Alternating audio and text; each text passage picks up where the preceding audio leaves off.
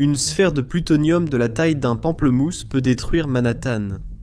Nous avons vu les champignons atomiques, dans les films, et entendu les chiffres d'Hiroshima et Nagasaki. Les bombes nucléaires représentent le pire cauchemar de notre temps, mais la majorité ignore leur réel fonctionnement. Dans cet épisode de The Infographics Show, nous expliquons la science de l'invention la plus terrifiante de l'humanité. Pendant la majeure partie de l'histoire humaine, nous pensions que les atomes étaient indestructibles. Le mot atome vient du grec et signifie indivisible. Eh bien, il s'avère que les Grecs avaient complètement tort. Les atomes peuvent être divisés ou fusionnés, libérant alors une énergie qui fait paraître la trinitrotoluène dérisoire. C'est là qu'intervient l'équation E égale mc2 d'Einstein, mais pas comme vous l'avez apprise au lycée.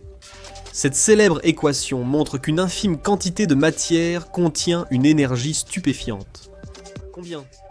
Seulement 0,04 onces, ou 1 gramme de matière, s'il est complètement converti en énergie, équivaut à la puissance explosive de 20 000 tonnes de trinitrotoluène. De quoi raser plusieurs pâtés de maison avec un objet plus léger qu'un trombone. La fission nucléaire, c'est la démolition contrôlée des atomes. Des éléments lourds comme l'uranium-235 et le plutonium-239 sont naturellement instables. Leurs noyaux tiennent à peine ensemble.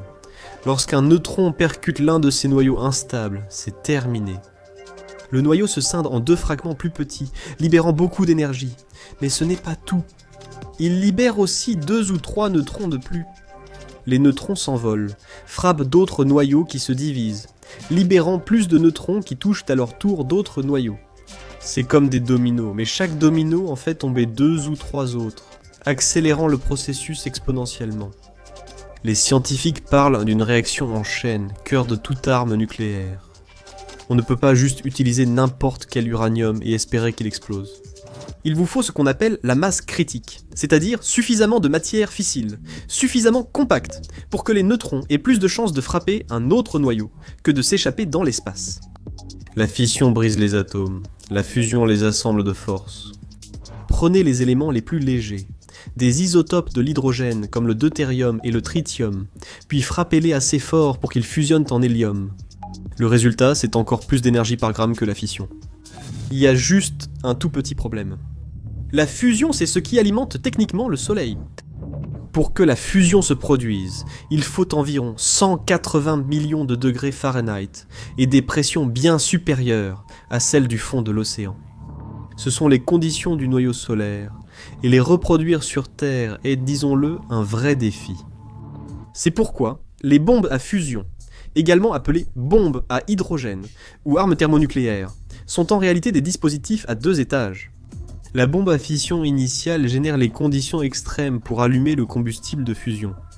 C'est comme allumer un gros bâton de dynamite avec un plus petit. Maintenant que vous maîtrisez la physique, abordons l'ingénierie. Construire une arme nucléaire, ce n'est pas simplement obtenir de l'uranium ou du plutonium puis le briser. C'est l'un des défis d'ingénierie les plus complexes jamais tentés par l'humanité. Il faut comprimer rapidement une masse sous-critique de matière fissile en état supercritique pour qu'elle explose au lieu de s'éteindre. Ce qui pose un autre problème. L'uranium-235 et le plutonium-239 subissent une fission spontanée, libérant des neutrons aléatoirement. Dans une masse sous-critique, la majorité des neutrons s'échappent, sans toucher un autre noyau, stoppant la réaction en chaîne. Si on réunit assez de matière dense, on atteint la masse critique. Plus de neutrons frappent des noyaux qu'ils ne s'échappent. La réaction devient auto-entretenue. Comme dit auparavant, pour le uranium-235, il faut environ 115 livres pour une masse critique nue. C'est une sphère d'environ 6,7 pouces de diamètre, plus petite qu'un ballon de basket. Le plutonium-239 est encore plus efficace. Seulement 22 livres sont nécessaires, à peu près de la taille d'une balle de softball. Little Boy largué sur Hiroshima contenait 141 livres d'uranium-235, mais moins de 2,2 livres ont réellement subi la fission. Le reste n'a fait qu'accompagner le processus. Les premiers concepteurs de bombes avaient 2 approches, le modèle à canon et celui à implosion. Le modèle à canon était plus simple. On projette un morceau d'uranium sous-critique contre un autre pour former une masse supercritique, puis boum. Little Boy fonctionnait ainsi, mais était très inefficace et ne fonctionnait qu'avec de l'uranium, pas du plutonium. Le modèle à implosion, plus élégant, est devenu la base de presque toutes les armes nucléaires depuis. Nous devons comprendre que Fat Man, la bombe sur Nagasaki, était un chef-d'œuvre d'ingénierie dissimulé sous une boule d'acier de 5 tonnes. En son centre se trouvait une sphère de plutonium de la taille d'une balle de softball, mais ce cœur de plutonium était entouré d'un système d'explosifs conventionnel soigneusement conçu, qui le comprimait à une densité supercritique en une fraction de seconde. L'innovation principale était les lentilles explosives, des charges creuses placées symétriquement autour du cœur de plutonium. Ces explosifs de haute précision étaient conçus pour concentrer leur explosion vers l'intérieur, à la manière d'une lentille focalisant la lumière. Déclenchées simultanément, elles produisaient une onde de choc sphérique comprimant uniformément le cœur de plutonium. Le minutage devait être absolument parfait. Nous parlons de 32 charges explosives distinctes qui devaient exploser à moins d'une microseconde les unes des autres, soit un millionième de seconde. Toute erreur de synchronisation significative aurait créé une compression asymétrique. Le plutonium s'échapperait, et au lieu d'une explosion nucléaire, les concepteurs de bombes parleront d'un pétard mouillé. Pour illustrer cette précision, la lumière parcourt environ 984 pieds en une microseconde. Les charges explosives dans Fat Man devaient être synchronisées avec encore plus de précision que le temps qu'il faut à la lumière pour traverser 3 terrains de football. Lorsque tout fonctionnait, les explosifs comprimèrent le cœur de plutonium à environ 2,5 fois sa densité normale. Cela suffisait à le placer en zone supercritique, mais il manquait encore une source de neutrons. Cela assurerait le déclenchement précis de la réaction en chaîne. Même avec une compression parfaite, il faut des neutrons pour déclencher la réaction en chaîne précisément, au moment où le plutonium atteint sa densité maximale. Trop tôt, et la réaction commence avant la compression complète. Trop tard, l'explosion disperse le matériau, avant que la réaction ne s'amplifie. Fat Man utilisait un dispositif diaboliquement ingénieux, appelé un initiateur de neutrons, surnommé l'oursin, par les scientifiques de la Sharpbook de Los Alamos, en raison de son apparence hérissée. Cette sphère creuse, d'environ la taille d'une balle de ping-pong, contenait du polonium-210 et du beryllium-9 séparés par une fine barrière. Quand l'onde d'implosion écrasait l'oursin, le polonium et le beryllium se mélangeaient, générant une rafale de neutrons au moment de la compression maximale. Les chiffres deviennent vertigineux dès ici. Dès que la réaction en chaîne démarrait, elle doublait toutes les 10 nanosecondes. En une microseconde, la réaction a traversé environ 80 générations de doublement. La température a grimpé en flèche, créant des pressions qui ont transformé le cœur de plutonium en une boule de plasma en expansion. Fat Man a libéré l'énergie de 21 000 tonnes de trinitrotoluène grâce à un cœur de plutonium de la taille d'un pamplemousse. Pour comparaison, il faudrait un train de marchandises de 5 km chargé de trinitrotoluène pour égaler la puissance de cette petite sphère de plutonium. Dans les années 1950, les scientifiques ont réalisé que les bombes à fission, bien que dévastatrices, n'étaient qu'un début. Le véritable spectacle était la fusion, possible seulement grâce à une bombe à fission servant d'allumette pour déclencher un feu nucléaire plus intense. Une arme thermonucléaire, également appelée bombe à hydrogène ou bombe H, est essentiellement une bombe à fission, conçue pour se détruire de la manière la plus efficace possible. C'est un dispositif à 2 étages. Le premier étage, une bombe à fission comme Fat Man, enflamme le second, qui contient du combustible de fusion. Le génie est dans la communication entre les 2 étages. Lorsque le premier étage explose, il ne produit pas seulement de la chaleur et une onde de choc, il génère également une intense rafale de rayons X. Les rayons X, se déplaçant à la vitesse de la lumière, atteignent le second étage avant l'onde de choc, plus lente, qui ne peut tout détruire. Les rayons X sont absorbés par une mousse spéciale autour du second étage, qui se vaporise et crée une onde de pression intense. Cette onde de pression comprime le combustible de fusion, et le chauffe en même temps aux températures extrêmes requises pour la fusion. C'est comme utiliser une explosion nucléaire pour créer les conditions d'une explosion nucléaire encore plus grande. Le premier essai réussi de la bombe à hydrogène, appelée 4 Mike, a eu lieu en 1952 sur un atoll du Pacifique. L'engin, aussi grand qu'une maison, nécessitait un bâtiment entier pour son système de refroidissement cryogénique du carburant à hydrogène liquide. Elle a libéré 10,4 mégatonnes d'énergie lors de son explosion. Cela équivaut à 10,4 millions de tonnes de trinitrotoluène, soit environ 500 fois la puissance de Fat Man. La boule de feu, large de 3 km, a totalement vaporisé l'île testée, ne laissant qu'un cratère de 50 mètres de profondeur et plus d'1 kilomètre de large. Le nuage en champignons est monté à 40 km, dans la stratosphère. Des navires à 56 km ont constaté que la chaleur de l'explosion causait encore des brûlures au 3e degré. Les bombes à hydrogène actuelles n'emploient pas d'hydrogène liquide, trop encombrant et complexe pour une arme. Elles préfèrent le deutérure de lithium, solide, plus facile à manipuler et stocker. Les neutrons issus du primaire à fission transforment le lithium en tritium, qui fusionne ensuite avec le deutérium. De nombreuses bombes à hydrogène comportent aussi une 3e étape, un réflecteur ou une enveloppe d'uranium autour du combustible. Les neutrons issus de la fusion peuvent provoquer la fission de l'uranium 238 non enrichi. On a ainsi une fission qui provoque une fusion, entraînant encore plus de fission, comme un turducken de réaction nucléaire. Contrairement aux bombes à fission, il n'y a pas de limite théorique à la puissance qu'une arme à fusion peut atteindre.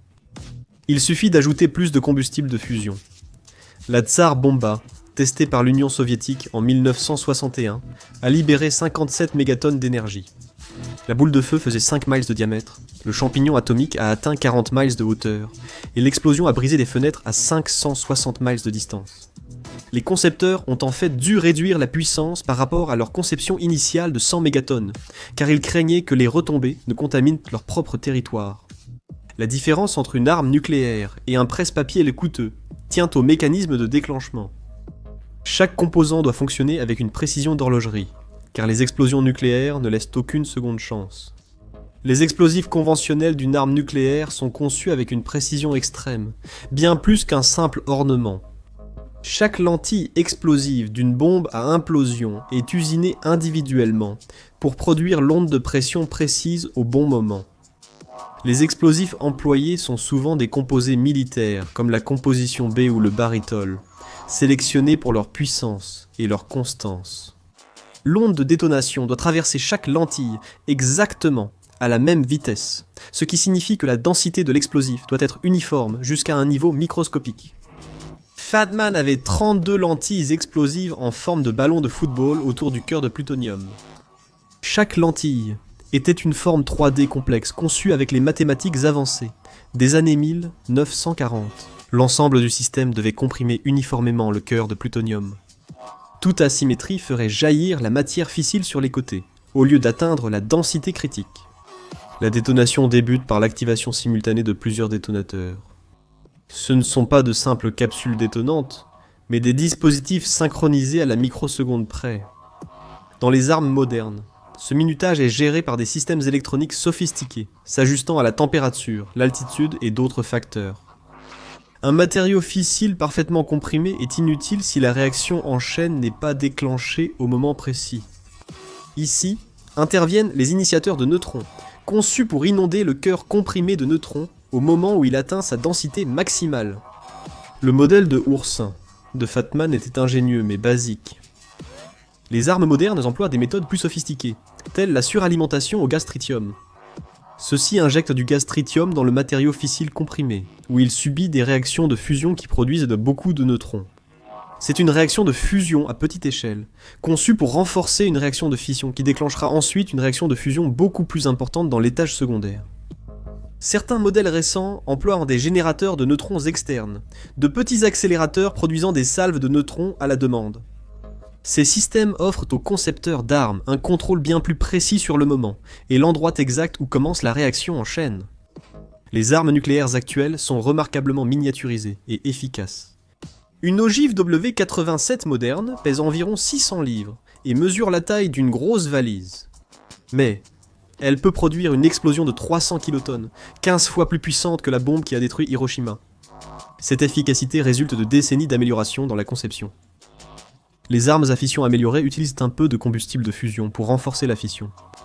Les systèmes d'implosion à 2 points utilisent seulement 2 lentilles explosives au lieu de 32, ce qui rend l'arme plus petite et plus légère. Les matériaux avancés et la modélisation informatique ont optimisé chaque composant pour un rendement maximal avec un poids minimal. Les armes modernes ont aussi des systèmes de sécurité sophistiqués. Les dispositifs d'action permissive ou permissive action link sont des verrous électroniques qui empêchent toute détonation non autorisée. Les détecteurs environnementaux assurent l'armement de l'arme uniquement dans certaines conditions, comme le profil d'accélération d'un missile balistique ou des lectures d'altitude et de vitesse propres à une livraison aérienne. Il est temps d'évoquer la grande explosion.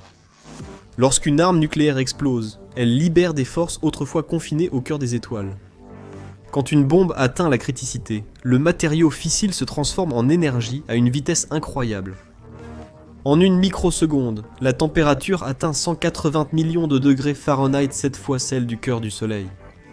L'enveloppe de l'arme, l'air autour, tout à des centaines de mètres devient aussitôt du plasma. Cela crée une boule de feu qui s'étend à des milliers de kilomètres à l'heure. Une bombe de la taille de celle d'Hiroshima crée en une seconde une boule de feu de 900 pieds de diamètre. La surface atteint encore 7000 degrés Fahrenheit, aussi chaude que le Soleil, et émet un rayonnement thermique à la vitesse de la lumière. Cette impulsion thermique atteint d'abord les cibles éloignées. Les personnes et les objets situés à des kilomètres de là ressentent l'éclair thermique avant d'entendre le son ou de sentir le souffle de l'onde. À Hiroshima, dans un rayon de 3 km de l'épicentre, les habitants ont eu des brûlures au 3e degré à cause du rayonnement thermique. La chaleur intense gravait des ombres dans le béton et vaporisait les personnes près de l'épicentre, ne laissant que leurs silhouettes sur les murs et trottoirs. Juste après l'impulsion thermique vient l'onde de choc, un mur d'air comprimé se déplaçant à des vitesses supersoniques. La surpression de cette onde de choc est ce qui détruit réellement la plupart des bâtiments. À 5 livres par pouce carré de surpression, la plupart des maisons s'effondrent. Les structures en béton armé cèdent à 10 pays. L'onde de choc de la bombe d'Hiroshima a créé une surpression de 15 psi jusqu'à un rayon de 800 mètres. Les effets immédiats d'une explosion nucléaire se divisent en 3 catégories, toutes mortelles. Le rayonnement thermique représente environ 35% de l'énergie dégagée par une arme nucléaire. Ce n'est pas juste de la chaleur, mais un rayonnement électromagnétique allant de l'infrarouge au rayon X. Les effets thermiques sont évalués en fonction de la distance par rapport à l'épicentre. À moins d'1 kilomètre d'une explosion de type Hiroshima, le rayonnement thermique provoque des brûlures au 3e degré et enflamme presque tout matériau combustible. Le papier brûle jusqu'à 3 km, les feuilles sèchent jusqu'à 5, et les personnes, à l'air libre, peuvent être gravement brûlées jusqu'à 8 km. Les effets de souffle résultent de l'onde de choc suivant l'impulsion thermique de quelques secondes. C'est cette onde de pression qui cause la majorité des dégâts structurels. Les bâtiments ne s'effondrent pas simplement, ils sont écrasés, tordus et projetés comme des jouets. L'onde de choc provoque aussi des vents jusqu'à 1000 km/h près de l'épicentre, projetant des débris mortels. Peut-être que l'effet immédiat le plus insidieux est le rayonnement nucléaire initial. Des neutrons et des rayons gamma sont produits lors des réactions de fission. Ce tueur invisible peut émettre des doses mortelles de rayonnement à des personnes situées à des kilomètres de l'explosion. À Hiroshima, les personnes situées à moins d'1 kilomètre, qui ont survécu d'une manière ou d'une autre à la chaleur et à l'explosion, sont souvent mortes en quelques jours ou semaines du syndrome d'irradiation aiguë. La répartition des victimes Hiroshima illustre les multiples façons dont les armes nucléaires tuent. Environ 60% des décès étaient causés par des brûlures liées à l'explosion, 30% par des blessures dues à l'onde de choc et aux débris, et 10% par l'exposition immédiate aux radiations. Les effets immédiats d'une explosion nucléaire sont déjà horribles, mais les conséquences à long terme s'étendent sur des décennies. Les retombées radioactives issues de la fission sont aspirées dans le nuage en champignons et dispersées par les vents sur des centaines ou milliers de kilomètres carrés. Ces retombées contiennent un cocktail d'isotopes radioactifs ayant différentes périodes de demi-vie. Le césium-131, à demi-vie de 8 jours, s'accumule dans la thyroïde et cause un cancer des années après. Le césium-137 a une demi-vie de 30 ans et imite le potassium dans le corps, irradiant les tissus pendant des décennies. Le strontium-90 demi-vie de 28 ans imite le calcium et s'accumule dans les os et dents. Pour illustrer les effets de la radiation, l'accident de Tchernobyl a libéré environ 400 fois plus de césium radioactif que la bombe d'Hiroshima. La région de Tchernobyl restera contaminée pendant des siècles. Les taux de cancer dans les régions touchées restent élevés plus de 30 ans plus tard, et des effets génétiques sont détectés chez les enfants nés de parents exposés. Les essais nucléaires ont révélé des effets à long terme inquiétants. Les habitants des îles Marshall, exposés aux essais de bombes à hydrogène dans les années 1950, ont souffert pendant des générations de taux élevés de cancer de la thyroïde, de leucémie et de malformations congénitales. Certaines îles demeurent inhabitables à cause de la contamination. Les armes nucléaires actuelles sont plus puissantes, compactes, légères et fiables que les anciennes. Les avancées en ingénierie qui ont rendu les smartphones possibles ont également rendu les armes nucléaires plus portables et plus précises. Cela ne devrait en aucun cas être rassurant. La miniaturisation permet aux lanceurs d'emporter plusieurs ogives. Un seul missile Minuteman III peut transporter 3 ogives Voukwé 78, chacune capable de détruire une grande ville. Les missiles eux-mêmes sont tellement précis qu'ils peuvent atteindre leur cible à moins de 400 pieds, après avoir parcouru 6000 miles. Les missiles balistiques lancés depuis des sous-marins sont encore plus performants. Un seul sous-marin de la classe Ohio transporte 24 missiles Trident, 2 chacun, équipés de jusqu'à 8 ogives. Cela fait 192 ogives thermonucléaires, sur un seul sous-marin, chaque ogive étant environ 8 fois plus puissante que la bombe d'Hiroshima. Un équipage de sous-marins possède plus de puissance destructrice que tous les explosifs utilisés pendant la Seconde Guerre mondiale. L'arsenal nucléaire mondial comprend actuellement plus de 12 000 ogives nucléaires, dont environ 9 600 sont activement déployées et prêtes à être utilisées immédiatement. Les États-Unis et la Russie détiennent près de 90% de ces armes, le reste étant partagé entre 7 autres puissances nucléaires et probablement Israël. Pour mettre cela en perspective, tous les explosifs utilisés pendant la Seconde Guerre mondiale, chaque bombe larguée, chaque obus tiré, chaque grenade lancée, représentait au total environ 3 mégatonnes d'équivalent trinitrotoluène. Un sous-marin de classe Ohio transporte environ 19,2 mégatonnes de puissance nucléaire. Un sous-marin seul détient plus de 12 fois la puissance destructrice de la Seconde Guerre mondiale. L'investissement économique dans ces armes est stupéfiant. Le projet Manhattan a coûté environ 28 milliards de dollars en valeur actuelle. Les États-Unis dépensent environ 60 milliards de dollars par an pour leur arsenal nucléaire. Au cours des 30 prochaines années, les États-Unis prévoient de dépenser 1,7 milliard de dollars pour les armes nucléaires et leur système de livraison. Cependant, la statistique la plus inquiétante reste que les armes nucléaires actuelles totalisent environ 4000 mégatonnes de puissance explosive. C'est suffisant pour tuer chaque personne sur Terre plusieurs fois. Nous avons construit des armes capables de mettre fin à la civilisation humaine, et nous en avons fabriqué suffisamment pour le faire de manière totale.